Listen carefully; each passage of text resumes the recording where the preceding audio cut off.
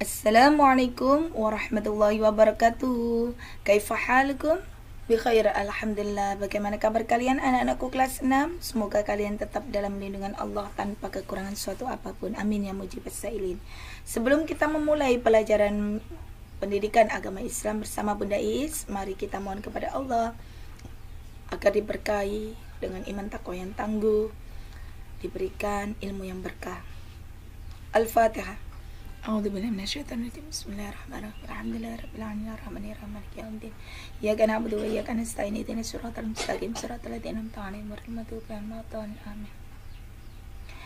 Bismillahirrahmanirrahim. Raditu billahi rabba wa bil islami dina wa bi Muhammadin nabiyya wa rasula. Amin ya mujibas sailin. Hari ini bab kita adalah bab ke 9, yaitu iman kepada qada dan qadar, merupakan iman kepada qada dan qadar, iman ke-6 kita agar kalian juga tahu karena sudah besar pengertian qada dan qadar itu sendiri bagaimana.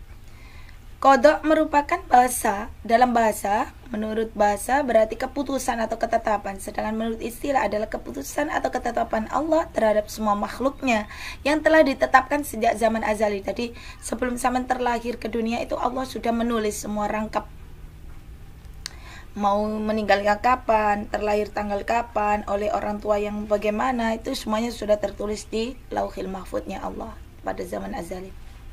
Contohnya yang jelas, qada ini adalah matahari terbit di pagi hari dan bersinar terang di siang hari, sedangkan bulan terbit pada malam hari. Allah menetapkan makhluk pasti akan mati. Kullu nafsin dha'iqatul maut. Setiap jiwa yang hidup pasti akan mati.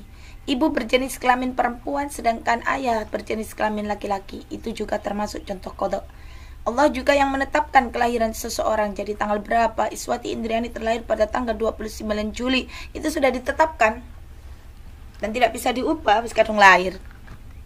Nah, pengertian qadar sendiri. Qadar menurut bahasa adalah ukuran atau ketentuan.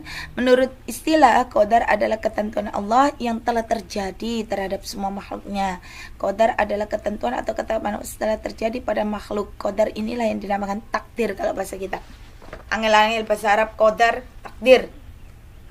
Contohnya, segala sesuatu yang diciptakan Allah itu senantiasa ditentukan dengan ukuran tertentu. Misalnya, si A ukuran rezekinya sekian, si B ukurannya sekian, hujan di daerah A sekian, jam sekian. Begitu juga dengan kehidupan di muka bumi. Misalnya matahari terbit dari timur, tenggelam ke arah barat, itu sudah takdirnya Allah, tidak bisa diubah. Benda jatuh ke bawah, memang ada gaya gravitasi yang ditakdirkan Allah, dan tanaman tumbuh ke atas. Semua itu adalah ketentuan yang sudah digariskan oleh Allah, yang sering kita sebut dengan sunnatullah atau kehendaknya Allah. Hubungan antara qada dan qadar apa ya bun? Qada artinya keputusan dan ketetapan Allah terhadap semua makhluk atas segala sesuatu yang akan terjadi di dunia ketika dia belum terlahir. Jadi dulu sudah intinya qada itu kayak skenarionya Allah untuk kita. Nah, kalau qadar, manusia tidak ada yang mengetahui qada dan qadar atas dirinya. Qada dan qadar tersebut juga dengan takdir, ataupun takdir itu ada kalanya baik, ada kalanya buruk. Namun kita sebagai seorang muslim harus yakin bahwa apapun yang ditakdirkan oleh Allah pasti mengandung hikmah dan berkah. Nah, ada dua macam takdir yang terjadi. Nah, ini yang kita pelajari. Untuk di kelas 6, takdir dibagi menjadi dua, yaitu takdir mubram dan takdir mu'allaq. Takdir mubram ini ketentuan dari Allah yang tidak dapat diubah. Bayi lahir laki-laki atau perempuan gak bisa. Oh, operasi bunda. Nah, itu menyalahi kodrat, menyalahi takdirnya Allah. Itu dosa besar. Kematian, terjadinya hari kiamat dan sebagainya, itu merupakan takdir mubram yang tidak bisa dirubah oleh manusia.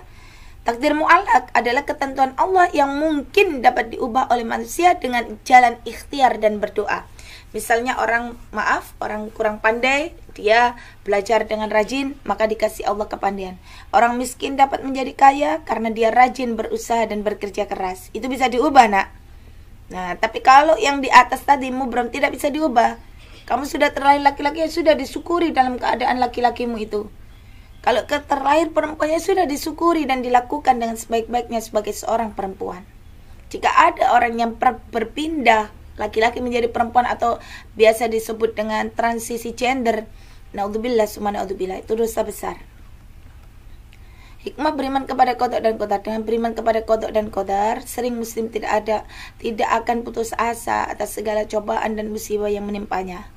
Mereka akan bersyukur atas segala nikmat yang diterimanya, menerima segala cobaan dan ujian yang menimpanya. Hikmah dari qada dan qadar itu adalah satu, perlunya berusaha dalam kehidupan. Jadi manusia ini semakin dia memahami bahwa kita tidak tahu takdirnya Allah, makanya dia berusaha dengan sekuat tenaga, sekolah yang betul-betul istiqomah, belajar dengan tekun. Kalian kan juga sama, kalian kelas 6. Adakah yang tahu kalian bisa lulus dengan nilai bagus atau tidak? Tidak ada kan? Makanya Bunda minta, ayo semangat belajarnya. Pendidikan agama Islam seringkali di antara 23 anak yang setor 19. Yang lain kemana? Ini sekolah bersama, semangat. Toh tidak ada yang tahu. Kemarin itu datang corona, nggak ada yang tahu kan? Bunda juga nggak tahu. Ini bukan sebuah skenario manusia. Ini skenarionya Allah. Kalau kamu malas-malasan sekolah, itu tandanya kamu putus asa atas rahmatnya Allah. Allah memberikan pandemi ini tujuannya agar kita satu, sabar. Kedua, tekun di dalam rumahnya dan saling bekerja sama dengan keluarganya. Sabar menghadapi cobaan. Nah, kalau kita artikan pandemi ini cobaan, ya sudah kita terima, tapi harus dengan cara lebih baik lagi. Belajar yang tekun di rumah, membantu orang tuanya, tawaduk kepada orang tuanya, seperti itu. Bukan untuk berputus asa kehidupan ini. La tayasu min dzatillahi illal qaumil kafirin. Tidak ada orang berputus asa kecuali mereka yang kafir. Loh, berarti kalau kamu putus asa, malas-malasan, sama dengan siapa? Nah, orang kafir kan? Nah, makanya ayo belajar yang rajin. Kita semuanya tidak ada yang tahu pandemi ini berakhir kapan. Itu haknya Allah, sunnatullah, yang kita harus menjalaninya dengan tekun dan bersyukur. Kita masih dikasih Allah sehat, tidak seperti orang-orang lain yang terkapar dan meninggal dunia, nak. Apakah kamu mempunyai cita-cita? Sudahkah kamu berusaha untuk mencapainya? Jika kamu menemukan kegagalan, bukan berarti Allah membencimu, tapi Allah ingin melihat kamu berusaha lebih keras. Dan jangan lupa pula berdoa kepada Allah. Nah, ini sebuah gambaran bahwa di antara qada dan qadar Allah ini, Allah menentukan qada dan qadar makhluknya. Tidak ada yang menyengsarakan, nak. Ketika takdirmu saat ini dicoba dengan bertubi-tubi, itu tujuannya Allah agar kamu lebih kuat dan lebih bisa bersabar menerima apapun pemberian Allah. Nanti di akhirnya pasti indah. Allah tidak mungkin memberikan cobaan tanpa ada penyelesaian. Allah tidak mungkin memberikan sakit tanpa obat. Allah tidak mungkin memberikan pandemi ini tanpa akhir. Pasti ada akhirnya. Yang tidak ada akhir itu kiamat, akhir sudah dari kehidupan. Kita tidak akan melanjutkan kehidupan. Pandemi ini pasti berakhir.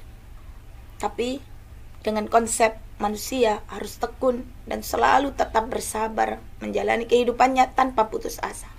Harapan Bunda demikian juga dengan kalian. Kita tidak ada yang tahu qada dan qadarnya Allah. Sebab setiap manusia, kullu nafsin dha'iqatul maut, yang hidup pasti mati. Makanya gunakan waktu luangmu sebelum masa sempitmu. Gunakan kehidupanmu dalam kemanfaatan sebelum masa kematianmu. Karena ketika manusia sudah mati, tidak akan bisa memperbaiki kehidupannya. Walaupun minta ke Allah, Allah hidupkan lagi, tidak bisa. Itu sudah jalan akhir. Makanya dalam Al-Quran dipesankan, innallaha la yughayyiru ma biqaumin hatta yughayyiru ma bi anfusihim. Sesungguhnya Allah tidak akan merubah nasib suatu kaum atau seseorang kalau orangnya juga nggak mau berubah. Ayo kelas 6 bangkit, semangat. Karena kita tidak tahu qada dan qadarnya Allah di masa yang akan datang. Hari ini dengan semangatmu Bunda berdoa kepada Allah, semoga kalian sukses di masa yang akan datang. Demikian yang bisa Bunda sampaikan. Jaga diri kalian. Salam sehat dan semangat dari Bunda Iis. Semoga kita termasuk golongan hamba-hamba Allah yang selalu bersabar dan menerima segala macam cobaan ini dengan tulus dan ikhlas. Amin ya mujibas sa'ilin. Wassalamualaikum warahmatullahi wabarakatuh.